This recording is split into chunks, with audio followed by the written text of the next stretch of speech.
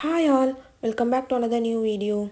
TNPSC ப்ரிப்பரேஷனில் demotivate ஆகாமல் படிக்கிறதுக்கு ஒரு 10 டிப்ஸ் நான் ஃபாலோ பண்ணது தான் உங்கள் கூட இந்த வீடியோவில் நான் ஷேர் பண்ண போகிறேன். அதில் ஃபர்ஸ்ட் ஒன் கன்சிஸ்டன்சி. ஏன்னா டிஎன்பிஎஸ்சி ப்ரிப்பரேஷன்றது இன்றைக்கி படிச்சுட்டு நாளைக்கு எக்ஸாம் எழுதுகிற மாதிரி கிடையாது. இது ஒரு லாங் டைம் ப்ராசஸ் தான். இப்போ ஒரு 20 lakhs பீப்புள் கூட நம்ம வந்து போட்டி போடணும்னா அதுக்கு நம்மக்கிட்ட ஃபஸ்ட்டு இருக்க வேண்டிய குவாலிட்டி வந்து கன்சிஸ்டன்சி தான்.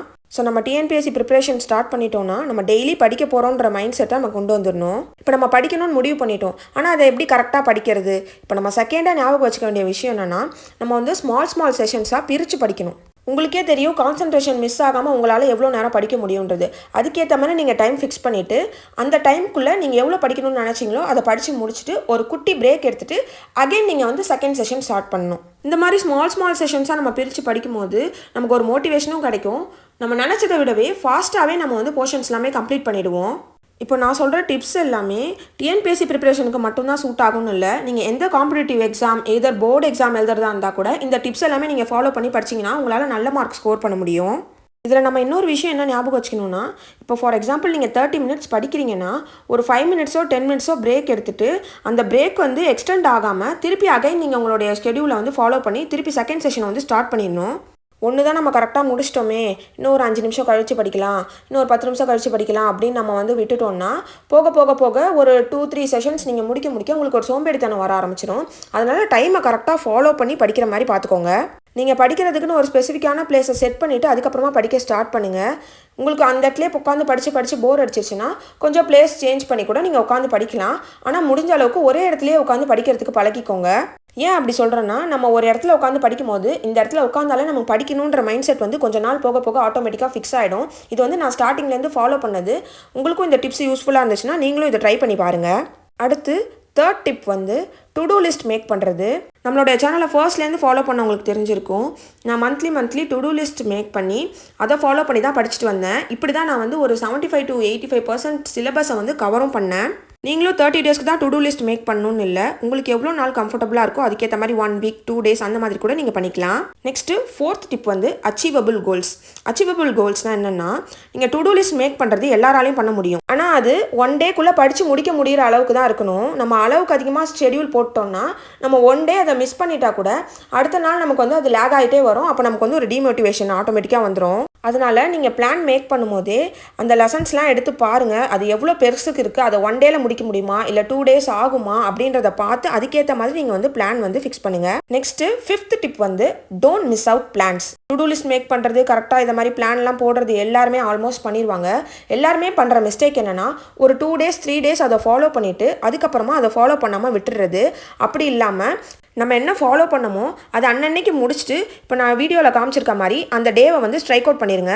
நெக்ஸ்ட் டே உங்களுக்கு பார்க்கும்போது நம்ம இவ்வளோ முடிச்சிட்டோம், இன்னும் இவ்வளோ தான் இருக்குது, நம்ம வந்து இந்த ஃபுல்லாகவே இந்த பேஜை வந்து ஸ்ட்ரைக் அவுட் பண்ணணுன்ற ஒரு மோட்டிவேஷன் கிடைக்கும். அடுத்தது 6th tip start with easy subject. Easy சப்ஜெக்ட்டுன்னு நான் சொல்கிறது எதுனா, உங்களுக்கு ஒரு சப்ஜெக்ட் வந்து நல்லா வரும். இப்போது சில பேருக்கு வந்து மேக்ஸ் ரொம்ப நல்லா வரும், சில பேருக்கு வந்து பாலிட்டி படிக்க ரொம்ப பிடிக்கும், சில பேருக்கு ஹிஸ்ட்ரியில் வந்து ரொம்ப இன்ட்ரெஸ்ட் அதிகமாக இருக்கும். அது மாதிரி உங்களுக்கு எந்த சப்ஜெக்ட் ரொம்ப பிடிக்கும், நல்லா வரும், சீக்கிரமாக முடிச்சிடலான்னு நினைக்கிறீங்களோ அந்த சப்ஜெக்டை ஃபஸ்ட்டு சூஸ் பண்ணி ஃபாஸ்ட்டாக கம்ப்ளீட் பண்ணுங்கள்.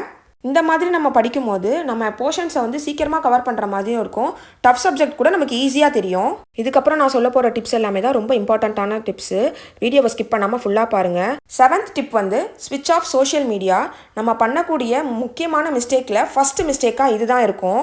நீங்கள் படிக்க போகிறீங்கன்னா அதுக்கு முன்னாடியே உங்களோட மொபைல் டேட்டா, இப்போ நீங்கள் வைஃபை யூஸ் பண்ணுறீங்கன்னா வைஃபை அது எல்லாமே ஆஃப் பண்ணி ஃபோனை ஒரு ஓரமாக வச்சுட்டு அதுக்கப்புறம் படிக்க ஸ்டார்ட் பண்ணுங்கள். சம்டைம்ஸ் நீங்கள் ஃபோனில் படிக்கிற மாதிரி கூட வரலாம்.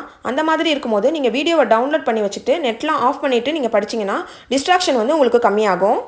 அடுத்தது 8th டிப் வந்து பிளான் நைட் பிஃபோர் ஸ்டடி. அதாவது இப்போ நம்ம நாளைக்கு என்ன படிக்க போகிறோன்றத முன்னாடியே பிளான் பண்ணிக்கணும். இப்போ நாளைக்கு வந்து நம்ம வெளியே போகிற பிளான்ஸ் இருக்கலாம். அந்த மாதிரி ஏதாவது பிளான்ஸ் இருந்துச்சுன்னா அதுக்கேற்ற மாதிரி எந்த டைமில் படிக்கலான்றதை நீங்கள் முன்னாடி நைட்டே பிளான் பண்ணி வச்சுட்டு தூங்கிட்டிங்கன்னா நெக்ஸ்ட் டே வந்து உங்களுக்கு அதை ஃபாலோ பண்ணுறதுக்கு ஈஸியாக இருக்கும். இதை நம்ம ஃபாலோ பண்ணும்போது நமக்கு எமர்ஜென்சி அதாவது வெளியே போகிற பிளான்ஸ் இருந்தால் கூட நம்ம ஸ்டடீஸ் அதை அஃபெக்ட் பண்ணாது, நம்மளால் கரெக்டாக டைமுக்கு படித்து முடிக்க முடியும். Next 9th tip revise on weekends.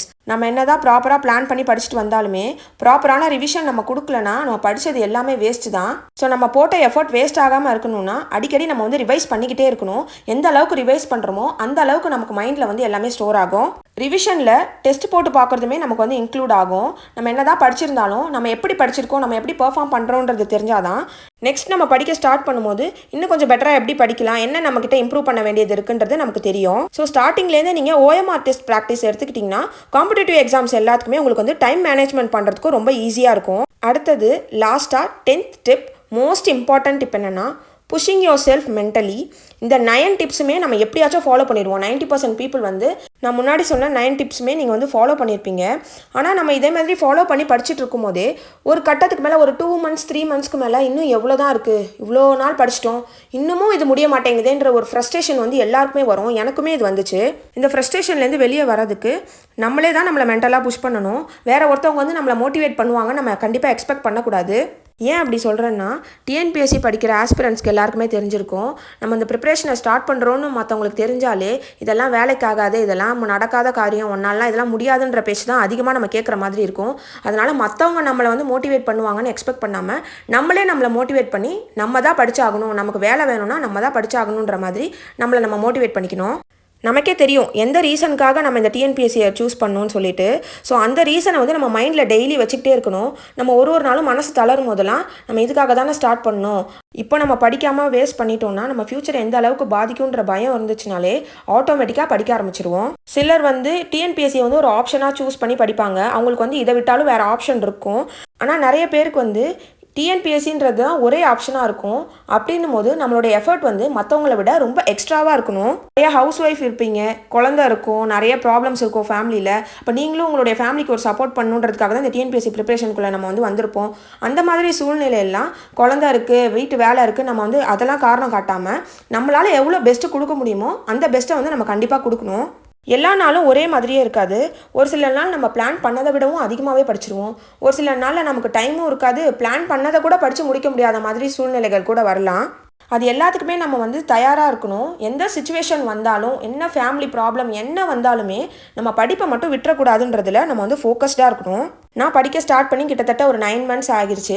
இந்த 9 monthsல நான் என்னென்ன டிப்ஸ்லாம் ஃபாலோ பண்ணணும் அதுதான் இந்த வீடியோவில் அவங்ககிட்ட ஷேர் பண்ணியிருக்கேன். இந்த டிப்ஸை நீங்களும் ஃபாலோ பண்ணி பாருங்கள். உங்களுடைய ஸ்டடீஸில் கொஞ்சம் நாளில் உங்களுக்கே ஒரு டிஃப்ரென்ஸ் தெரியும். இப்போ நான் சொன்ன 10 விஷயங்களும் உங்களுக்கு யூஸ்ஃபுல்லாக இருந்துச்சான்றதை கமெண்ட்டில் சொல்லுங்கள். இதை தாண்டி வேறு என்னெல்லாம் ஃபாலோ பண்ணலான்றதையும் கமெண்ட்டில் சொல்லுங்கள். ஸோ தட் மற்றவங்களுக்கும் அது யூஸ்ஃபுல்லாக இருக்கும், எனக்குமே யூஸ்ஃபுல்லாக இருக்கும். நான் ஏதாவது தப்பாக சொல்லியிருந்தாலுமே என்னை வந்து கரெக்ட் பண்ணுங்கள்.